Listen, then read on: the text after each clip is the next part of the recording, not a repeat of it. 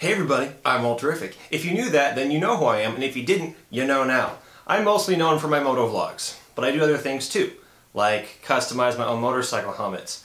I have been asked a lot, Walter, why come you can't make a helmet for me? Why come you can't make a video about it? Well, there are several reasons, and one of those reasons isn't because I do that voice for fun. It's because, mainly, it doesn't make sense for me to charge to make something that I think is so inherently easy to do. I have never claimed that these helmets are something that only I can make. In fact, I've said, guys, this is how I put mine together. I made a video showing how I put together my Venator Mark II and saying, go make your own thing. Despite that, I still get requests to show how I've made my exact helmets, and I'm going to give you that today. It goes back to my Venator Mark I, the first helmet I ever had 2 years ago. And I made that one. I sold it last year. It's been a year since I've had it, and I've wanted for a while now to recreate my original helmet. And I knew it'd be a challenge because it's not that it's so hard to put together, it's that the parts are so hard to find. The toys on it, yeah, it's made with toys, are 10 or 15 years old now, so they're basically antiques. I'll show you the helmet really quick. And by really quick, probably not that quick because it's kind of a bit to go over. This is the replica of my Venator Mark I.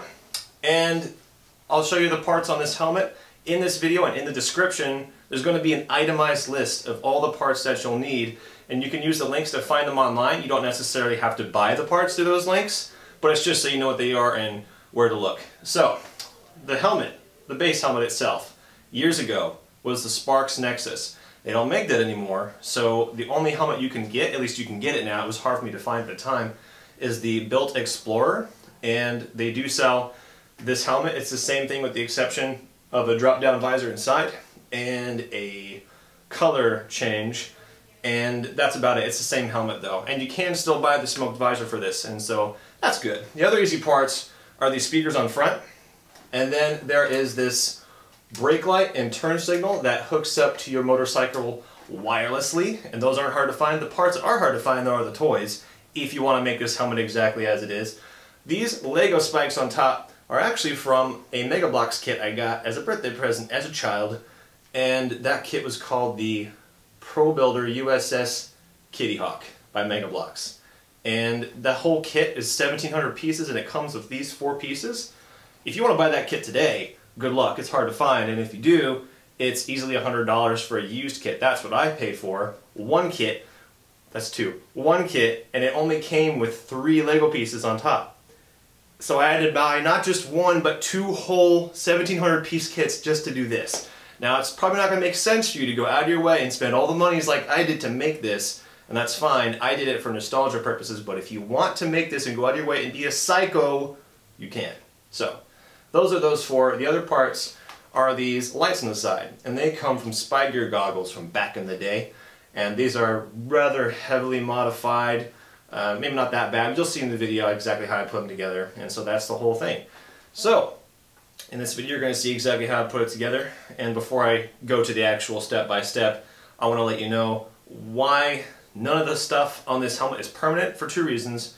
One is because I don't like the idea of things being permanent because then I can't change anything, especially back then when I was just making stuff up and I was always changing stuff. The other reason, and probably the most important reason, is for safety, because I could have put a bolt into the helmet and screwed this on and made it, more sturdy. But then when you do that, you compromise the structural integrity of the helmet and it can't do its job. So all the parts, being not permanent, are breakaway. You get in a crash, the helmet still does its job. So that's that. I'm going to shut up now and let me do the talking and tell you how to make this piece by piece. Enjoy.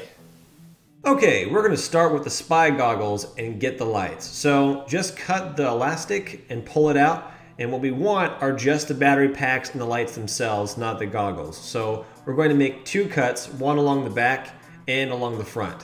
When you cut them, you can use an electric razor or you can do it by hand. When you're done cutting it, it should look like this. After that, use a sander and go over all the parts that you just cut. You also need to remove the foam backing, which you can peel off with your hand. Soak it with some rubbing alcohol, and then you can use a flat screwdriver to pry off that layer of glue. After you get that layer off, wipe it again, and then it's time to get ready to paint. As you can see, they're not black and they're not even the same color. So start using masking tape to cover up all the areas you don't want painted over. That's the switch, the green lenses, and the cables. Lay it out on a surface to be painted and use some black spray paint. Go ahead and use a couple layers and give them some minutes in between for the layers to dry. To get the helmet ready, remove the visor and the shield by removing the 2 screws on the sides and the 2 screws on top.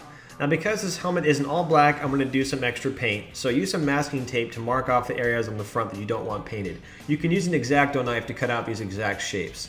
Once you do that, get it down and painted. To keep the windscreen from falling off the microphone, use a toothpick to put super glue around the edges of the mic. Then use the dry end of the toothpick to press the windscreen back against the microphone. When your lights are done drying, remove the masking tape, then get out your wire conduit. Cut it to length and fit it over the wires, then use black electrical tape on the edges of the wire conduit to keep it from falling off. When mounting parts with adhesives, like the camera mount, use a heat gun or a hair dryer to first warm up the tape, then hold the mount in place. Put it in this position. Then for the microphone, place the microphone up in the nose, run the cable around inside the helmet behind the cheek pads, making sure there's enough behind to reach to where the camera will be. Then to hold the mic in place, use a zip tie. Using your adhesive tape, cut out some pieces and place them on the backs of the lights this way. Then use your heat gun to heat up each individual piece and press them on firmly. Then use your Exacto knife to remove the film, line them up against the helmet, and warm them up one more time before pressing them firmly against the helmet. To attach the 2 wires together, use a zip tie. Use the same process as before for the speakers. Cut some adhesive tape, place them on the speakers like this, warm them up, press them onto the speakers, and use your Exacto knife to remove the film. Warm them up one more time, then press them firmly against the helmet. Use that same process again for the rear light. Attaching the tinted visor is pretty straightforward, just screw it into place. But for the Legos, these are the types of parts you're going to need. To assemble each of the 4 spikes, follow this building sequence.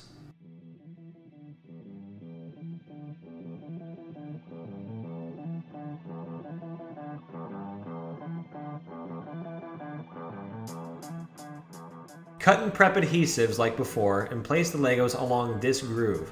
Place the first one, then space the second one about 2 units away from the first one.